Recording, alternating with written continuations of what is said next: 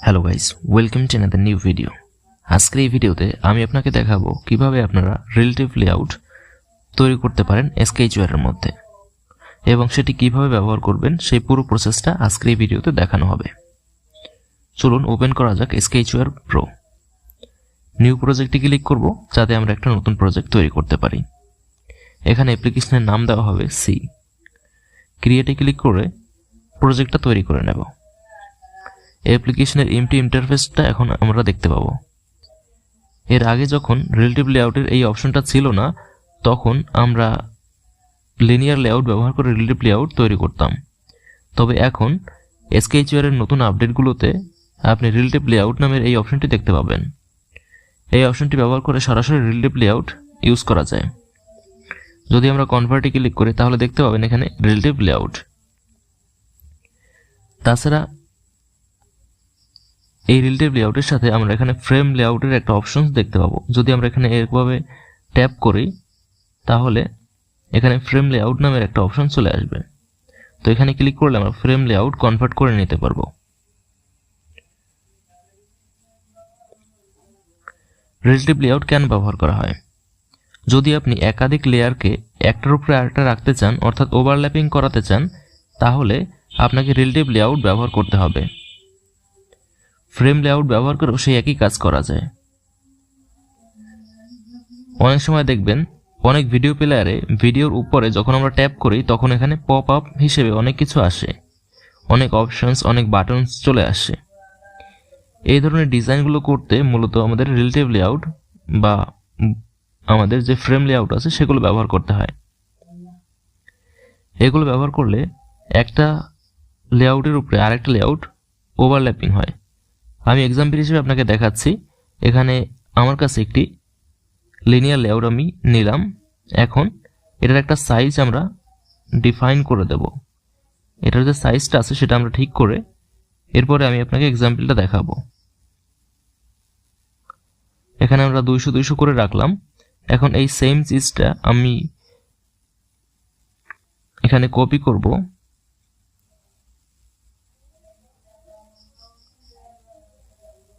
আর এখন এখানে দেখতে পাচ্ছেন আমি পেস্ট করে দিলাম। এখন এটা আপনি একটু খেয়াল করুন। এখানে দেখতে পাচ্ছেন আমরা যে লিনিয়ার লেআউট নিয়েছিলাম সেটা দুইটা কিন্তু পাশাপাশি অবস্থান করছে। হয়তো আমরা এই পাশে রাখতে পারি, নয়তো এই পাশে, কিন্তু এটা একটার সাথে একটা মার্জ হবে না বা একটার সাথে একটা ওভারল্যাপিং হবে না। আর যদি ওভারল্যাপিং করতে চাই তাহলে দেখবেন এখানে আমরা এই অপশনটা ইউজ করব, ট্রান্সলেশন। এখানে আমরা মাইনাস ভ্যালু দিয়ে কিছু দিয়ে দেব।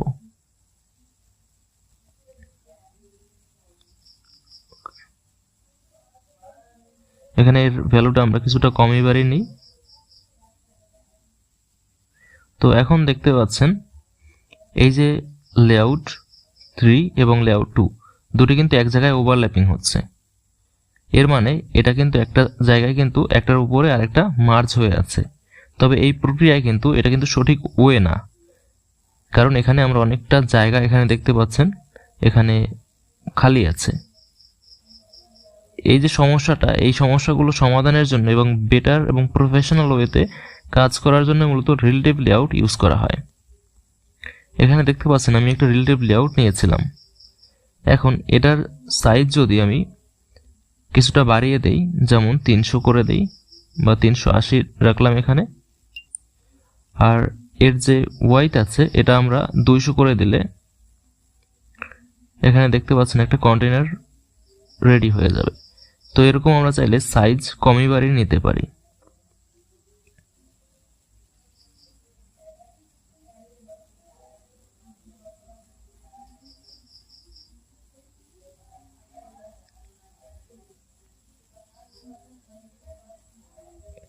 আমরা একটা লিনিয়ার লেআউট নেব, আর এখানে এই লিনিয়ার লেআউটটাকে একদম ট্রান্সপারেন্ট করে দেব এবং তার ভেতরে আমি রিলেটিভ লেআউটটাকে নিয়ে নেব, আর গ্র্যাভিটিটাকে আমরা সেন্টারে নিয়ে নেব যাতে রিলেটিভ লেআউটটা সেন্টারে চলে আসে। এখন এখানে আপনি দেখতে পাবেন একটি সিম্পল রিলেটিভ লেআউট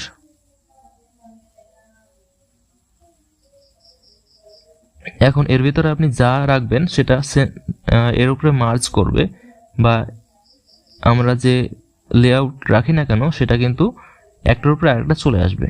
যেমন এখানে আপনি দেখতে পাচ্ছেন আমি একটার উপরে আরেকটা নিয়ে নিলাম। এখন আমরা ম্যাচ প্যারেন্ট করে দিতে পারি, আর তাহলে আপনি দেখতে পাবেন আমাদের যে লেআউটগুলো আছে সেটা একটার উপরে একটা মার্জ হচ্ছে, বা একটার উপরে আরেকটা চলে আসছে। এই ধরনের বিষয়গুলো কমপ্লিট করার জন্যই মূলত রিলেটিভ লেআউট বা ফ্রেম লেআউটের ব্যবহার করা হয়। তবে ফ্রেম লেআউটের থেকে রিলেটিভ লেআউট ইউজ করা ভালো, কারণ রিলেটিভ লেআউটের ক্ষেত্রে বেশ কিছু বিষয় আছে যেগুলো কাস্টমাইজ করা যায়, পরিবর্তন করা যায়।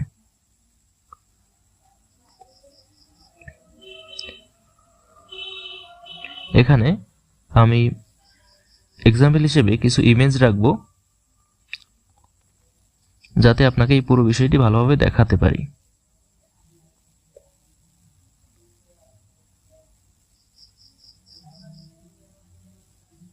এখানে আমি একটা পিকচার রাখবো, তো এই পিকচারটাকে আমি ইম্পোর্ট করে নেব। এখন আমি রিলেটিভ লেআউট হিসেবে একটা ইমেজকে নেব। এই ইমেজটা আমি এখানে নিয়ে নিলাম। এখন এটা ম্যাচ প্যারেন্ট করে দেব। এর দৈর্ঘ্য প্রস্থ একদম ফুল স্ক্রিনে করে নেব। আর এখন এখানে এই ইমেজটা এখানে নিয়ে নিলাম, আর এখানে ফিট সেন্টার বা সেন্টার ক্রপ এটা আমি এখানে নিয়ে নিলাম। এখন আমি রিলেটিভ লেআউটের যে মার্জিনটা আছে বা পেডিং আছে সেগুলো আমরা মুছে দেব। আর এখন আমি দেখতে পাচ্ছেন রিলেটিভ লেআউটের মধ্যে আমরা একটা ইমেজ পেয়ে গেছি।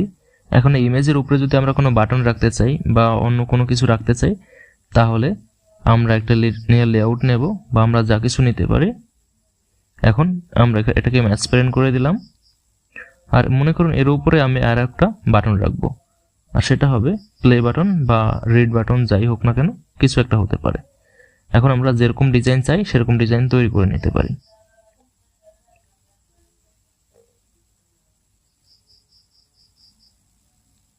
তো এখানে আমরা একটা প্লে বাটন নিয়ে নেব, আর এই বাটনটা আমরা শো করাবো এই জায়গাটিতে।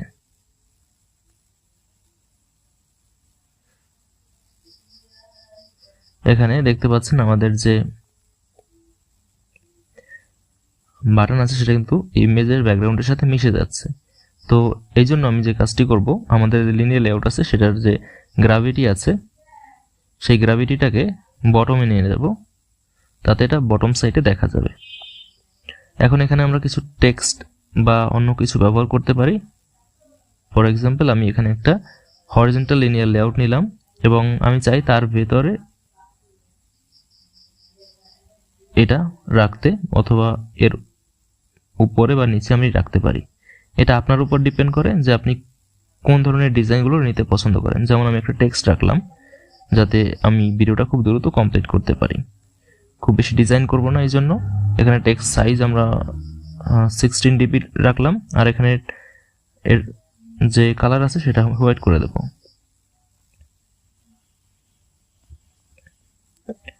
আর এখন আমরা এখানে চাইলে মার্কিউরি টেক্সট যোগ করতে পারি, যেটা আসলে স্ক্রলিং হবে। অনেক সময় আপনি টিভির খবরের চ্যানেলের নিচে দেখায় না যে টেক্সটগুলো স্ক্রল হতে থাকে, ওইরকম স্ক্রল আপনি করতে পারবেন মার্কিউরি অ্যাড করলে। তো এখানে আমি এটা 0 করে দিলাম এর পেডিং। আর এখন এই যে দেখতে পাচ্ছেন টেক্সট ভিউ, এটাকে একটু বোল্ড করব। টেক্সট স্টাইলে যাব, এটাকে বোল্ড করে দেব। এখন এখানে আমরা কিছু লিখব, যেমন হাউ টু ড্র।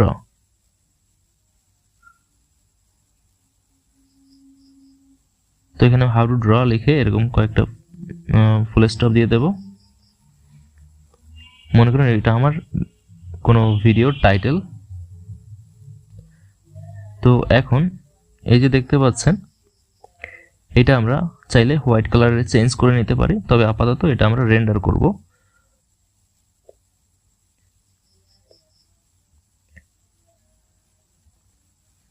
তো এটা রেন্ডার হোক, ততক্ষণে আমরা অন্য কিছু এখানে অ্যাড করি। তো এখানে অন ক্লিকে যাব, আমরা প্লে বাটন যেটা নিয়েছিলাম ইমেজ, তো দেখতে পাচ্ছেন আমাদের এটা অ্যাপটা ইনস্টল হয়ে গেছে। তো এটা ইনস্টল করে দেখে নিই এটা কীরকম ইনস্টল হয়েছে এবং কীরকম হয়েছে। তো দেখতে পাচ্ছেন এটা হলো আমাদের ডিজাইন, একটার উপর একটা ওভারল্যাপিং করছে। তবে এখানে আমরা অন ক্লিক মেথড ইউজ করব যাতে আমরা কোনো কিছু এখানে রান করতে পারি। যেমন এখানে আমরা লিখব প্লে ক্লিক,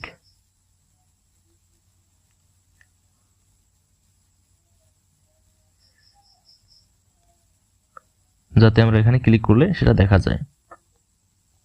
আমরা চাইলে প্রত্যেকটা অন ক্লিক লিসনার ইউজ করতে পারি।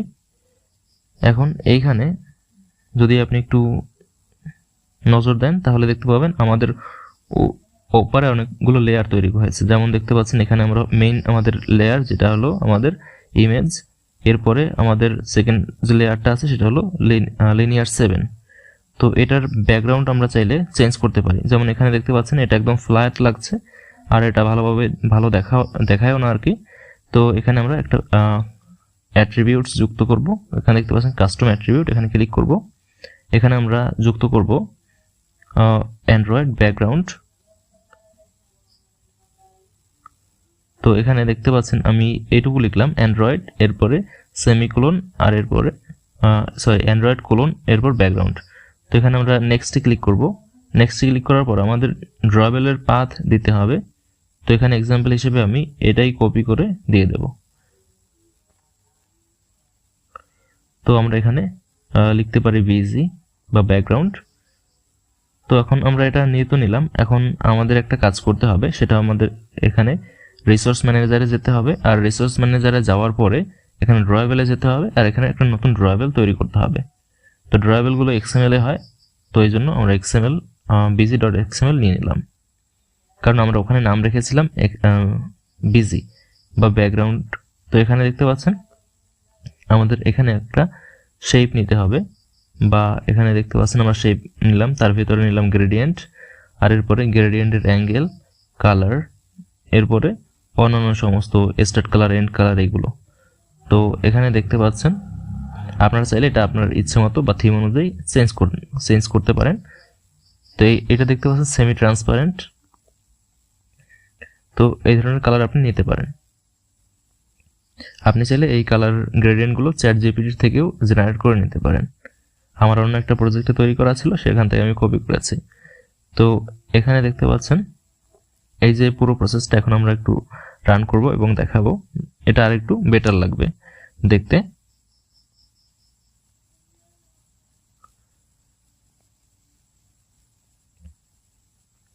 তো দেখতে পাচ্ছেন এখানে এটার যে ব্যাকগ্রাউন্ড কালার এটা আসলে হোয়াইট, তবে আমাদের প্রয়োজন ব্ল্যাক। তো আমরা কালারটাকে চেঞ্জ করব।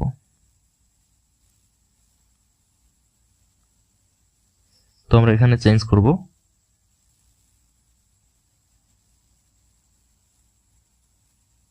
এর কালার কোড আমরা 00 করে দেব, তাতে এটা সম্পূর্ণ ব্ল্যাক হয়ে যাবে। আর এখানে আমরা চাইলে কালারটাকে ব্ল্যাক করে নিতে পারি, তবে আপাতত কিছু করলাম না। এখন আমরা এটা রান করব। আমি যদি এখানে প্লে বাটনে ক্লিক করি তাহলে দেখতে পাবেন প্লে ক্লিক এটা চলে আসছে। আমরা চাইলে বাটনটা একটু অ্যানিমেশনও যুক্ত করতে পারি, যখন বাটনটা ক্লিক হবে তখন এটা রেসপন্স করবে, তো এরকম করা যায়। তো এখানে দেখতে পাচ্ছেন আমাদের যে এটা আর একটু ডেপথ তৈরি হয়েছে, একটু ডিজাইনটা একটু ভালো হয়েছে, তবে এটাকে আমরা আরও একটু কাজ করব। যেমন আমরা চাইলে ব্যাকগ্রাউন্ড রেডিয়াসটাকে এখানে একটা রাউন্ডেড কর্নার দিতে পারি, যাতে আমাদের এটা দেখতে আরও ভালো লাগে এবং একটা কন্টেনারের মতো মনে হয়। তো এখানে আর্ট পেডিং দিয়ে দিলাম, মেইন যে আমাদের রিলেটিভ লেআউট ছিল সেটা, কারণ এটাকে আমার মুভ করা লাগবে। তো এখানে কার্ড ভিউ আছে, এই কার্ড ভিউটা নেব। তার আগে এখানে আমাদের লাইব্রেরি ম্যানেজারে গিয়ে অ্যাপ কম্প্যাক্ট অ্যান্ড ডিজাইন এটাকে এনেবল করে দিতে হবে, মেটেরিয়াল লাইব্রেরিগুলোকে এনেবল করে দেব। তো অ্যাপ কম্প্যাক্ট অ্যান্ড ডিজাইন যখন আমরা এনেবল করব তখন মেটেরিয়াল লাইব্রেরিগুলোও এখানে এনেবল হয়ে যায়। তো এখানে এই যে কার্ড ভিউ এটা ক্লিক করলাম আর এর ভেতরে নিয়ে নেব। আর এই কার্ড ভিউটাকে একদম সিম্পল একদম মেইন লেআউটের সাথে অ্যাটাচ করে দেব, যাতে এর থেকে বাড়তি কিছু না থাকে। আর এই যে দেখতে পাচ্ছেন রিলেটিভ লেআউট, এর যে পেডিংটা আমি বাড়িয়েছিলাম, আর এইটা এখান থেকে আমি এভাবে করে নেব, 0 করে নেব একদম। এটা আমরা 200 করে নেই। তো এখন এই যে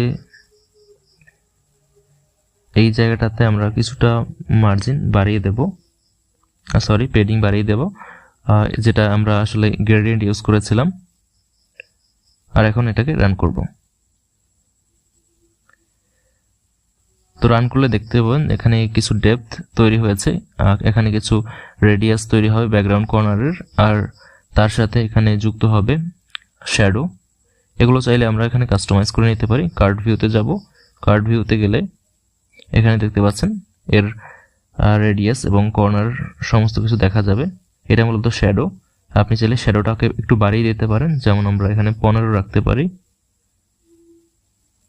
এবং এখানে 20 আপাতত থাক। তো এটা রান হতে কিছুটা টাইম লাগবে, কারণ আমরা অ্যাপ কম্প্যাক্ট অ্যান্ড ডিজাইনকে এনেবল করেছি, যার জন্য এখন অনেকগুলো লাইব্রেরি মার্জ হবে এবং এটা রান হবে। তো এই জন্য একটু টাইম লাগে যখন আমরা কোনো প্রজেক্টকে বিল্ড করি অ্যাপ কম্প্যাক্ট অ্যান্ড ডিজাইনের সাথে। তো দেখতে পাচ্ছেন এটা হলো আমাদের সেই ডিজাইনটা যেটা আমরা একটু আগে করলাম।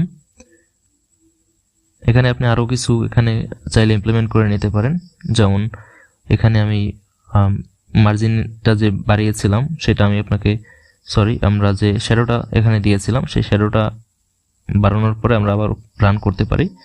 আর এখানে এটাকে 15 রাখতে পারি।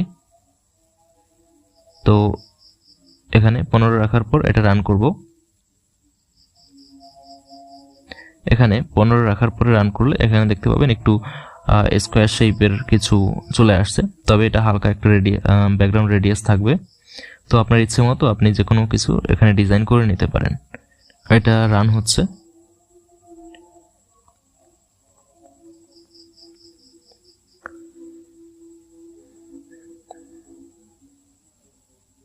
তো এটাকে আমরা ওপেন করব। তো এখানে দেখতে পাচ্ছেন আমাদের ডিজাইনটা কমপ্লিট হয়ে গেছে। তো আজ এ পর্যন্তই, ধন্যবাদ সবাইকে।